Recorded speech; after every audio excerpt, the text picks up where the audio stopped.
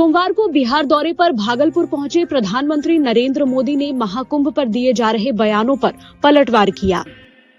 ये जो जंगल राज वाले हैं, इनको हमारी धरोहर से, हमारी आस्था से नफरत है। इस समय प्रयागराज में एकता का महाकुंभ चल रहा है। ये भारत की आस्था का, भारत की एकता और समरसता का सबसे बड़ा महोत्सव है। पूरे यूरोप की जितनी जनसंख्या है, उससे भी ज्यादा लोग अब तक एकता के इस महाकुंभ में डुबकी लगा चुके हैं, स्नान कर चुके हैं। बिहार से भी गांव-गांव से पीएम ने इस दौरान बिना नाम लिए लालू यादव और कांग्रेस पर जमकर निशाना साधा। उन्होंने कई बार जंगल राज का जिक्र किया। जो लोग पशुओं का चारा खा सकते हैं, वो इन स्थितियों को कभी भी नहीं बदल सकते। पहले जब बाढ़ आती थी, सूखा पड़ता था, ओला पड़ता था, तो ये लोग किसानों को अपने हाल पर छोड़ देते थे।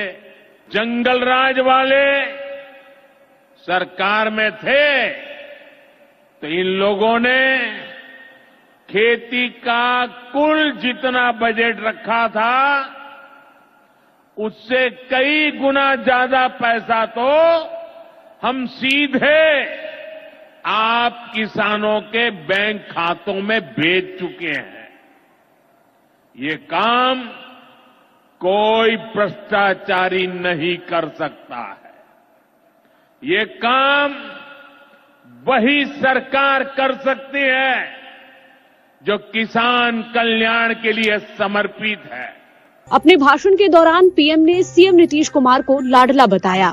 बिहार के लोकप्रिय एवं बिहार के विकास के लिए समर्पित हमारे लाडले मुख्यमंत्री नीतीश कुमार जी। इस दौरान पीएम किसान निधि योजना के 6 साल पूरे होने पर मोदी ने देश भर के 12 करोड़ किसानों के लिए 19वीं किस्त भी जारी की और बिहार के लिए कई परियोजनाओं का शिलान्यास और उद्घाटन किया।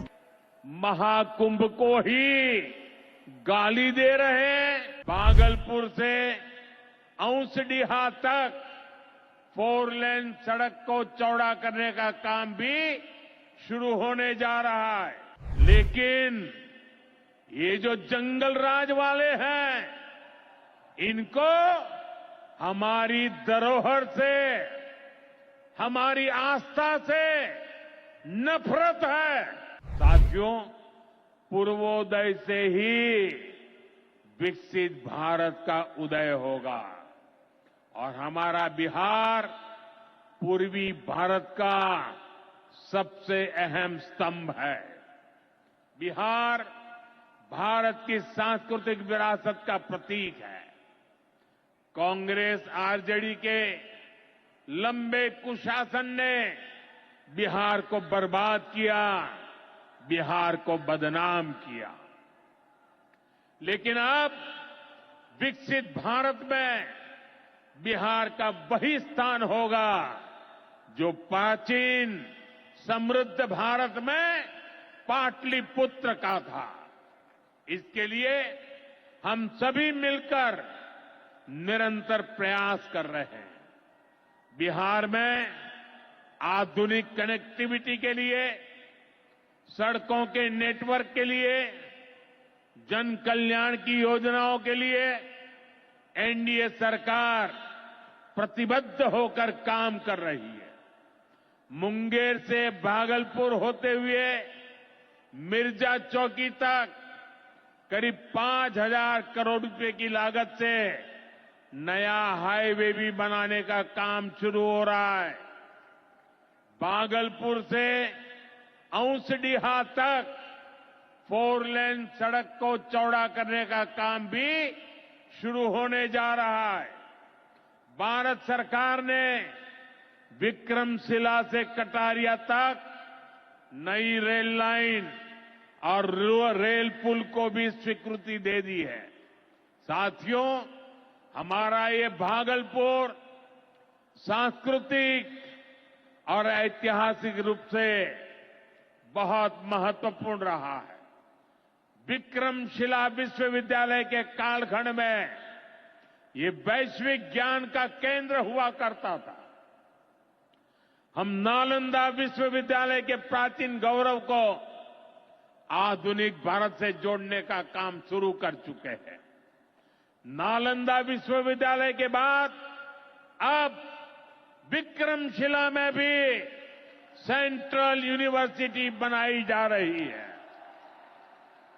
जल्द ही केंद्र सरकार इस पर काम शुरू करने वाली है। मैं नीतीश जी, विजय जी, सम्राट जी सहित बिहार सरकार की पूरी टीम को बधाई देता हूं। आप इस प्रोजेक्ट से जुड़ी जरूरतों को पूरा करने में तेजी से जुटे हैं। साथियों, एनडीए सरकार भारत की गौरवशाली विरासत के संरक्षण और वैभवशाली भविष्य के निर्माण के लिए एक साथ काम कर रही है। लेकिन ये जो जंगल राज वाले हैं, इनको हमारी धरोहर से, हमारी आस्था से नफरत है। इस समय प्रयागराज में एकता का महाकुंभ चल रहा है। ये भारत की आस्था का, भारत की एकता और समरसता का सबसे बड़ा महोत्सव है।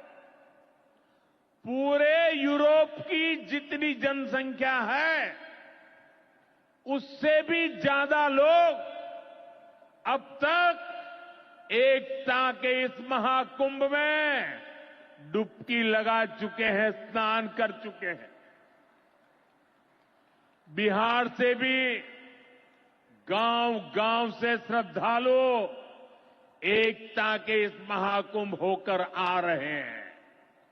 लेकिन ये जंगलराज वाले महाकुंभ को ही गाली दे रहे हैं। महाकुंभ को लेकर भद्दी भद्दी बातें कर रहे हैं। राम मंदिर से चिढ़ने वाले लोग महाकुंभ को भी कोसने का कोई मौका नहीं छोड़ रहे हैं। मैं जानता हूं, महाकुंभ को गाली देने वाले ऐसे लोगों को बिहार कभी भी माफ नहीं करेगा। साथियों, बिहार को समृद्धि के नए पथ पर ले जाने के लिए हम दिन रात ऐसे ही मेहनत करते रहेंगे। एक बार फिर देश के किसानों को और बिहार वासियों को बहुत बहुत बधाई। मेरे साथ बोले, भारत माता की, भारत माता की। बहुत बहुत धन्यवाद।